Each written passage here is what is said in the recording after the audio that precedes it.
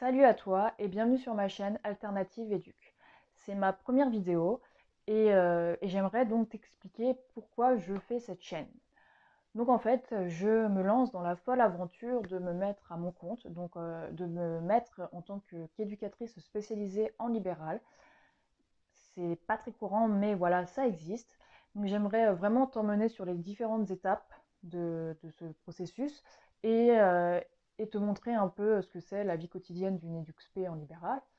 J'aimerais aussi t'apporter toutes mes pistes de réflexion, d'observation sur les sciences de l'éducation, notamment sur les pédagogies alternatives. Pourquoi cette décision? Parce que tout simplement, je n'étais plus alignée du tout avec les valeurs des institutions en général, et encore moins de ma dernière institution, car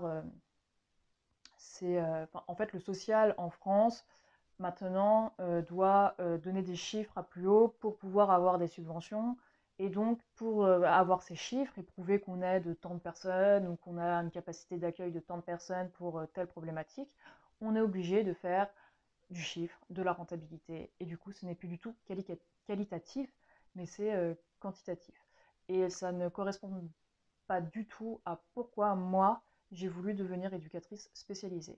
Donc je me suis dit, comme mettant mon compte, au moins je pouvais vraiment faire d'une façon qualitative mes accompagnements. Éducatrice spécialisée en quoi?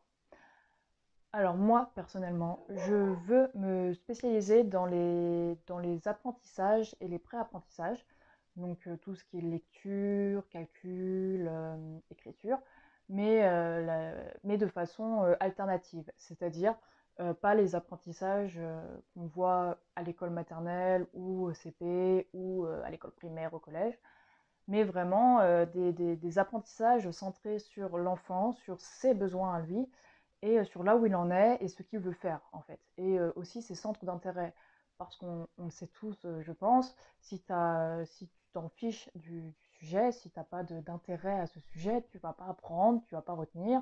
Voilà, alors les enfants, c'est pas vraiment différent, c'est même plutôt pareil, et donc je ne vois pas pourquoi les obliger à apprendre quelque chose qu'ils ne veulent pas.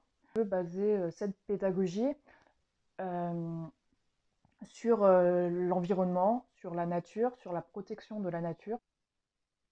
Je vais donc partir d'observations, de cas concrets, du terrain, de ce qu'il y a autour de nous. Donc ici, plutôt, là, je suis en Normandie, donc plutôt la nature autour de la ferme, des animaux de la ferme, des champs, voilà, de la forêt.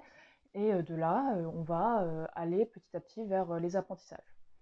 Donc ça, c'est tout un pan de ce que je vais proposer avec une salle chez moi où j'accueillerai les enfants pour des activités pédagogiques.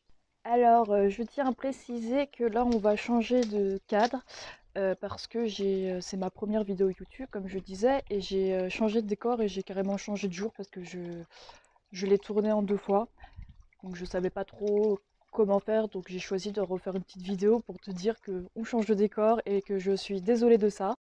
Bien sûr, c'est inspiré de la pédagogie instaurée par Montessori, par Freinet, Célestin Freinet ou par plein d'autres. Voilà, je m'inspire d'énormément de pédagogues.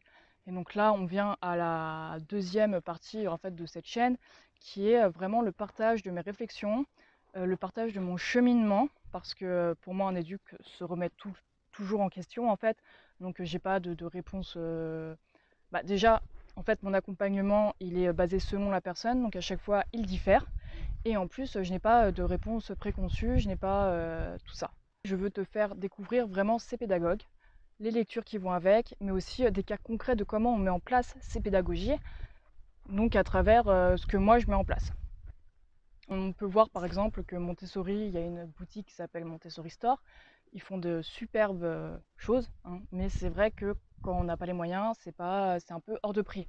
Or, il n'y a pas besoin d'aller chez Montessori Store pour pouvoir pratiquer la pédagogie alternative. Il y a plein en fait de petits trucs que j'aimerais te partager si tu es parent, si tu es éducateur. Je suis dans une démarche vraiment éco-responsable, c'est-à-dire que soit j'achète des produits recyclés ou recyclables, surtout en bois, soit je achète en seconde main en fait. Donc là j'ai fait un peu le tour des brocantes, j'ai découvert plein de trucs qui sont trop bien et pour vraiment pas cher. Donc vraiment en fait tu peux partir de, de pas grand chose et arriver à quelque chose. Donc je vais t'apporter aussi des tutos DIY sur comment fabriquer tes propres jeux et je vais te présenter ce que moi je fabrique aussi. Et en dernier, dans cette chaîne, ce que j'aimerais vraiment faire, c'est aussi faire des petits formats de personnes qui m'ont inspiré, de personnes que je trouve inspirantes de par leurs valeurs, de par ce qu'elles font dans leur vie, et en fait te les présenter via de courtes vidéos et te présenter leur métier. Parce qu'en général, c'est aussi des métiers trop peu connus, comme équithérapeute, comme prof de danse pour prof de danse adaptée par exemple. Enfin voilà, c'est vraiment des personnes qui pour moi valent le coup d'être connues et que j'aimerais vraiment partager avec toi et que j'aimerais aussi faire venir pour moi, pour les enfants que je vais accompagner. Je suis basée à Nassandre, en Normandie. C'est entre Bernay et Brionne, pour ceux qui connaissent un peu le coin. C'est pas très très loin de Paris, mais bon, un peu loin si tu veux que je m'occupe, enfin que j'accompagne plutôt tes enfants. Mais par contre, on peut quand même échanger. Enfin, je suis ouverte à tout, à l'échange, à la discussion, à des discussions via Zoom.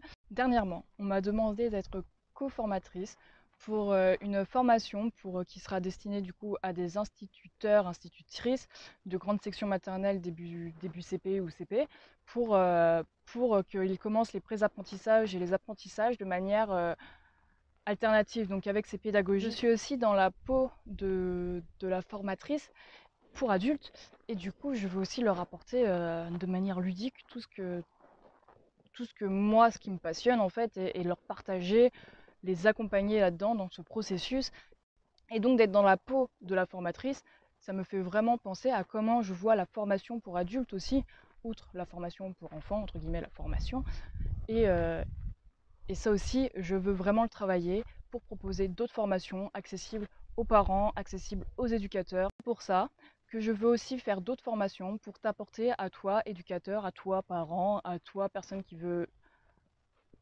apprendre, qui veut être accompagné dans ce processus, tout ce qu'il y a sur les pédagogies alternatives, sur l'éducation populaire et sur tout ce qui s'englobe là-dedans.